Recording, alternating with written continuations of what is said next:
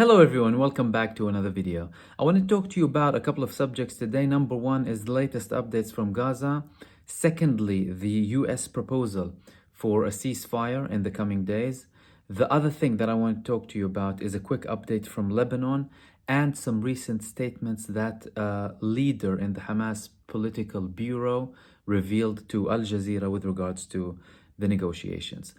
Before that, I just wanted to mention one thing. Haaretz, an Israeli newspaper, they reported that 27 Gazans were killed in Israeli prisons and detention centers since the 7th of October. The IDF did not release the reasons behind their deaths. However, multiple reports from released prisoners confirmed that many of them were humiliated, tortured, abused physically and mentally, raped, and banned from food completely at certain locations in Israeli prisons.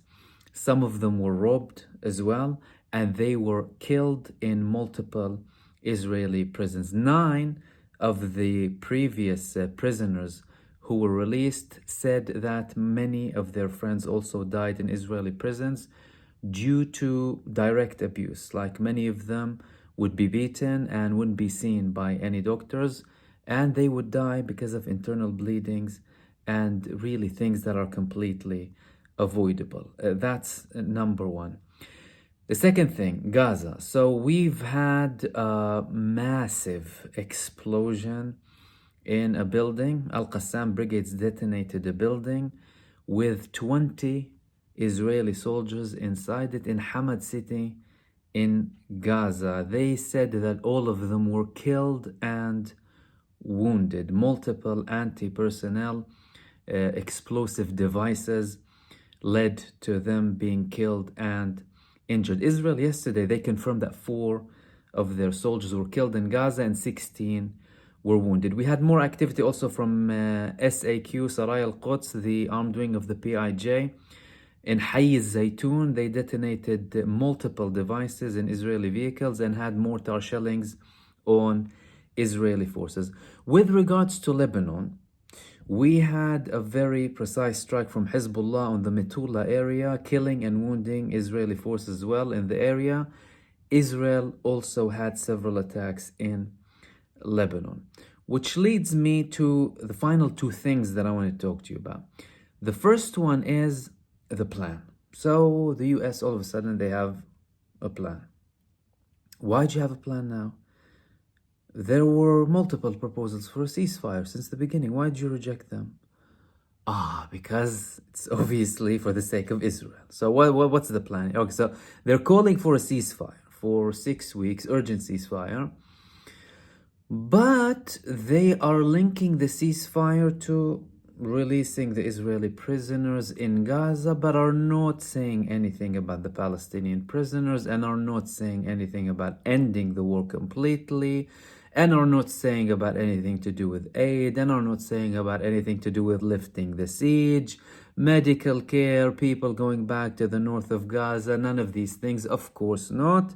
Why? Because they're there to protect Israel and only Israel. They care nothing about the Palestinian people, regardless of what they say and what they do.